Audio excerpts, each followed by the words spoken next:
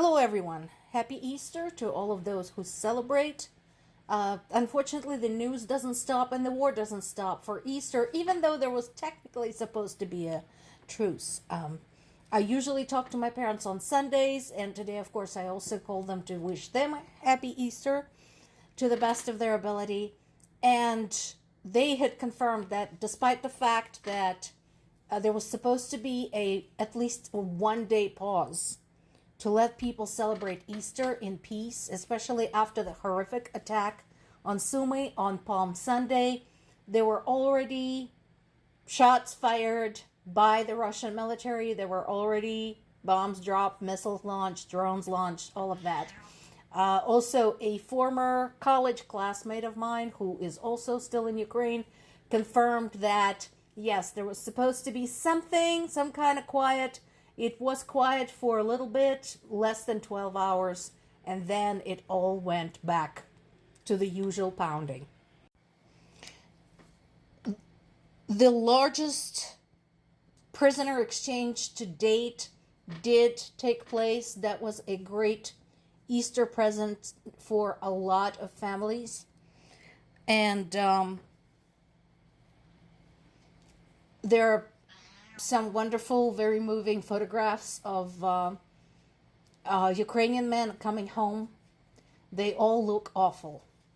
There is no doubt in my mind that they have been treated terribly, possibly tortured.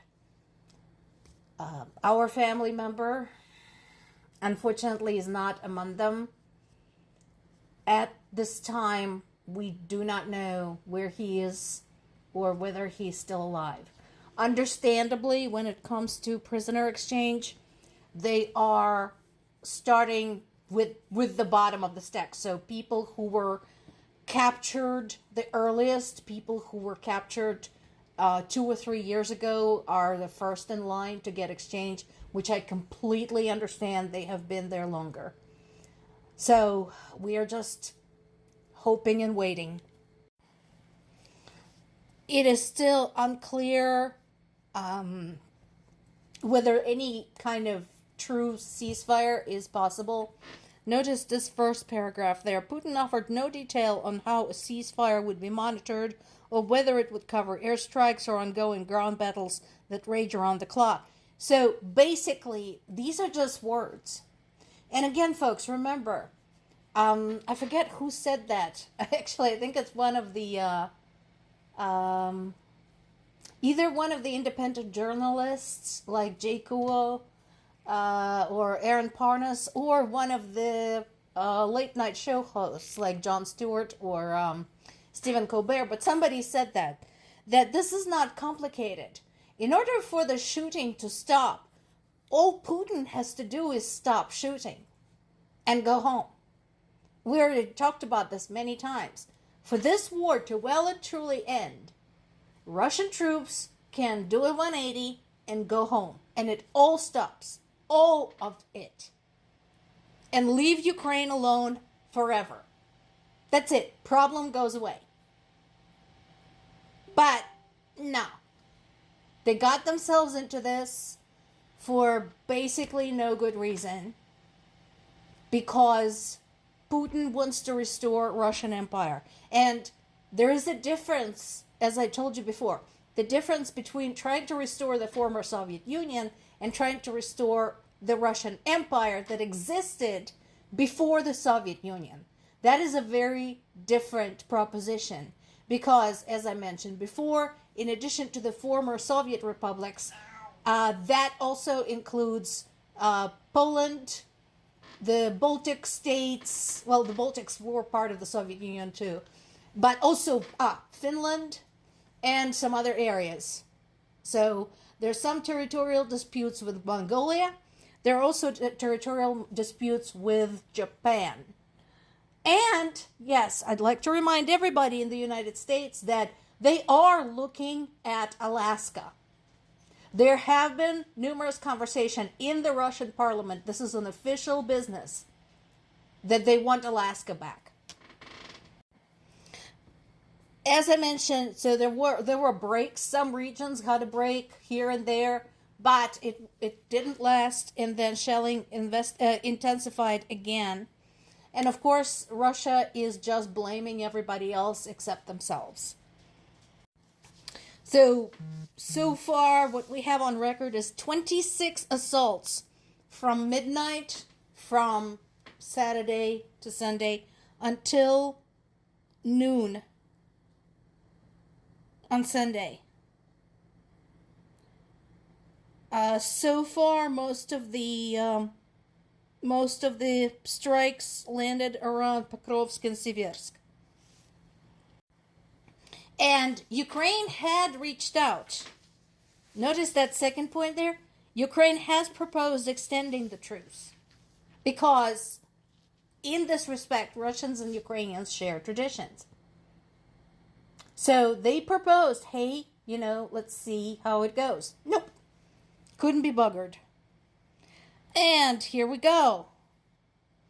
The British Ministry of Defense said 2 of its fighter jets had intercepted Russian aircraft over the Baltic Sea close to NATO and Alliance airspace. And there were separate incidents, one on Tuesday, one on Thursday. So I told you this was going to happen. I told you Russia was going to keep towing the line. And they will keep doing that until there is a response by force. Because that's what they do.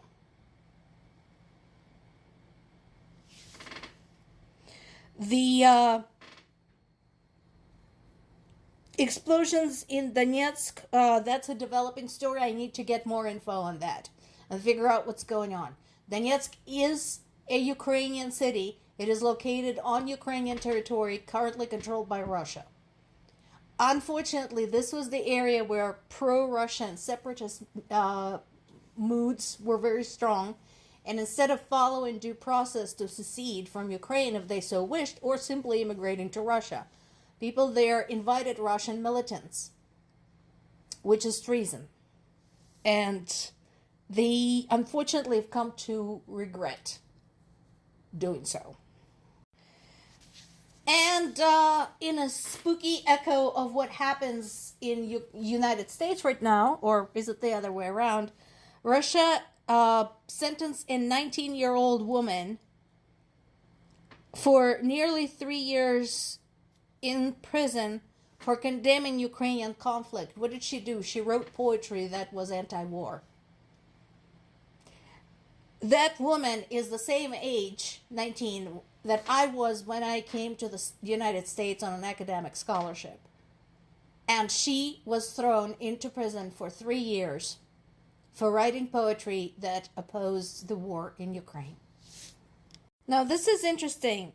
Republican U.S. Congressman Fitzpatrick actually went to Ukraine. Hey, sir, respect. I said that many times.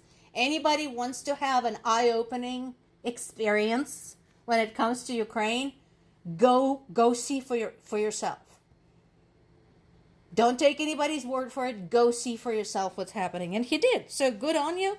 And he signed a shell for Putin. So what does that mean? So that sometimes, I know it's a little childish, but Ukrainians write messages on the missile shells and drones that they send against Russian military. So he went and signed one. There you go. So I'm kind of waiting what Fitzpatrick is going to say when he comes back. What is he going to tell his Republican colleagues in Congress? Whether this is going to be any kind of impact, any kind of change, we'll have to see. Once again, on behalf of myself and my parents and the rest of my family, I wish you all a happy, peaceful, and safe Easter.